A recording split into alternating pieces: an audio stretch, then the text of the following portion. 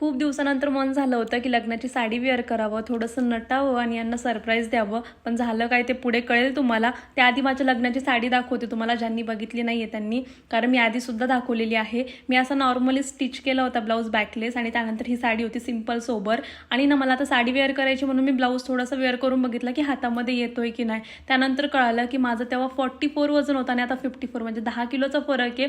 So मला तो blouse बिलकुल येत नव्हता म्हणून ती साडी मला स्किप करावी लागली. आणि ही न्यू साडी होती माझ्याकडे आणखी एक, तीच घातली मी. आणि मला ना ग्रिल बँगल्स घालायचा खूप जास्त शौक आहे म्हणून असं वाटलं आज घालावा. आणि हा चुडा सुद्धा माझ्या लग्नाचा आहे. सो ऑब्व्हियसली तो सुद्धा येत नव्हता मला, पण ना मी जुगाड केला. प्लास्टिकची पिशवी घेतली, त्याला थोडंसं तेल लावलं वरतून आणि इझिली तो हातामध्ये गेला सुद्धा, बघू शकता. आणि बिलकुल काचा वगैरे सुद्धा नाही लागल्या मला.